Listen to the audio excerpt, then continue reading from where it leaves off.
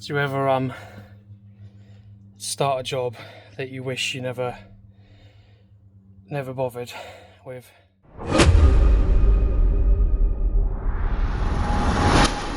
What is going on, people? Welcome to a new week. Now, the last couple of weeks we've had quite a bit of progress. So to start off with, obviously I left the last episode on a bit of a cliffhanger. We had some engine issues. The saga continues with the engine build. Kev, what's going on with it, mate? Snapped a bloody ring. Snapped a ring. Not in the piston that's currently in there, but when he was fitting one. But I've got 3 pistons in there. Give me a smile. And we had strut brace issue. Those have both been sorted. Firstly, strut brace. What a pig of a job. I'll show you what I mean. I recorded this literally the day after the last episode.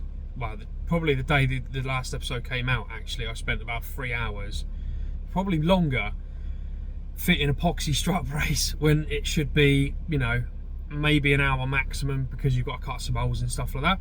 But oh my god, what a pain in the arse. I've just spent 2 hours on that rear strut brace. I had the whole rear subframe out, tried to realign it, wouldn't move. So I don't know whether the back of this car is bent or not. But it is in, and it is tight as you like. There ain't no fucker moving that. I never want to take this thing out again. I might just fucking weld it in. I might just weld it in, because that was one of the worst jobs I think I've ever done on an E36, and I've had a load of these. Crap. Also, we've stripped the old head. You'll see now.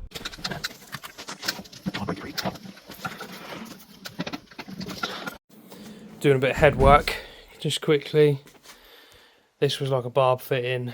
It's now going to be an M22 by 1.5 to an AN fitting for our coolant. You've seen that in the previous video, but this is how we're doing it. Just running a big old tap down there. It's only about 10mm of thread.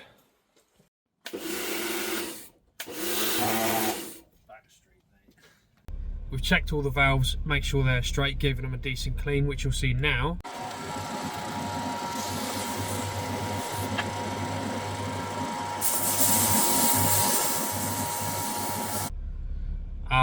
Rebuilt the head with uprated valve springs from Supertech. I think they're 77 pound springs, pound springs with titanium retainers, which means we should be able to rev the engine a little bit higher. I think maybe around 7k, 7.5k, something like that. And it also means if I eventually go to get cams, which I'm planning on in the future if I need to, the springs are already there, ready to go. All I've got to do is put some cams in and send it. Also, head's now rebuilt. Like I said, we've got Supertech valve springs and retainers in there, new lifters and everything in there. Cam gears ain't tight. Basically, we need to swap that bolt with that bolt. This originally is a Dizzy engine, distributor cap engine. We're now running a coil pack, so there is actually a little flange that sits in there that turns the distributor cap. But now we just need to flip those bolts over. It's not a problem. And we've got the AN fitting in there for the water line as well. So that's ready to go. I need to get that rocker cover painted, which I will get done. I need to put a piston in there. Then that can go on top of that. Sandwich it together. Engine's basically done. Still need to fart around with the sump, put some baffles in it, get it painted. Other than that, we're pretty much there in terms of engine. Should have clutch and flywheel as well soon. I finally got an email from Poland to say that the clutch and flywheel are coming through, which is good. They weren't very good with communication. I ordered it, nearly 6 weeks ago, 8 weeks ago, maybe 2 months ago. I can't remember. But yeah, they gave me a confirmation email when I ordered it, and then I've had nothing since. So it's fine. I will wait for that to turn up. I've had a confirmation to say it's been shipped, so should be good. Rightio. Fast forward a couple of days. I say a couple of days. It's been more like 2 weeks. Shells are here. I'll get to that in a minute. Well, I've got one of them, and rocker cover gasket is here because the rocker cover gasket that I ordered was for a plastic rocker cover, not a metal rocker cover like that. Right, shells are here, which means we can get the piston back in once Kevo has got the piston rings, because he had to order a new one because he broke one. So that's them.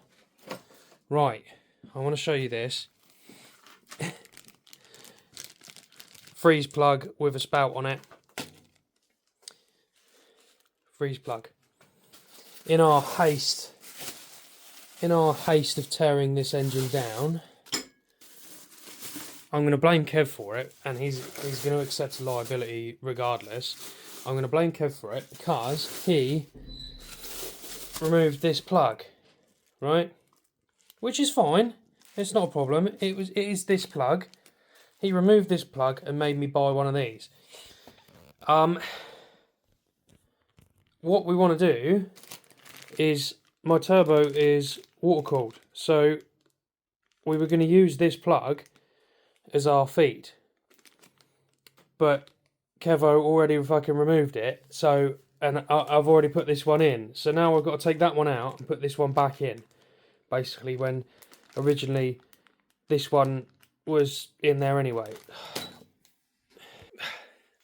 It's the trouble when you're farting around with cars and you're trying to get ahead of things and you've got too many things on the go. You just sort of forget things. But it's fine. It's only a freeze plug. It's not a problem. And if you see my Instagram, put my Instagram here.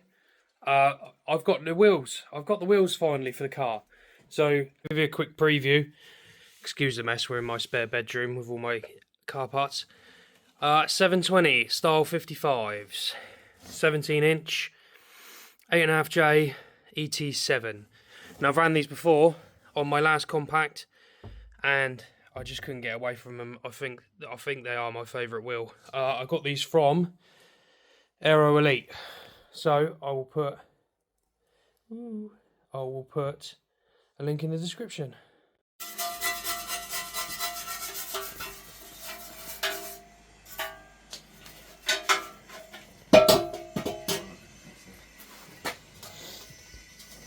Ooh, look at that cock.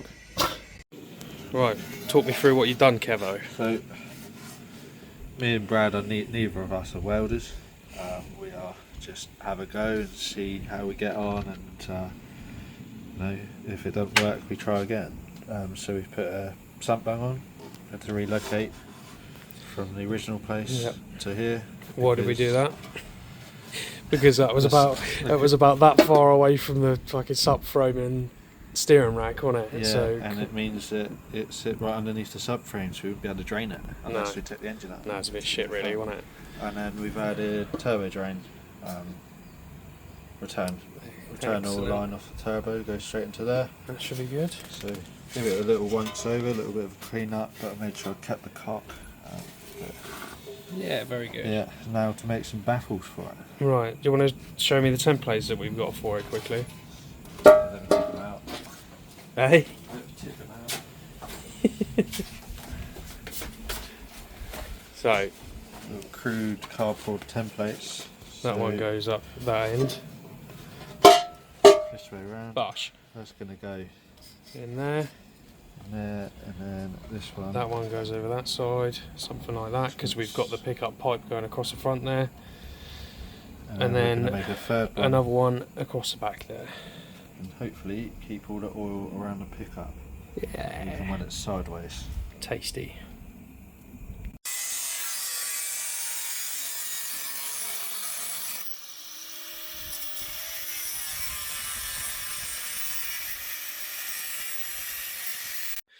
Right, I'm going to leave the video here.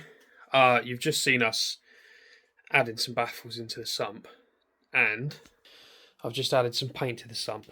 Now, we've used the same paint as I've used on here, because I couldn't be asked to wait for powder coating. But it doesn't matter, you're not going to see it. Obviously, got to take the tape off there, got to take the sump bung out there. But we just got to wait for that to dry. If I'm very careful with it underneath, check out my little Crocs. And we've also got some baffles in there. So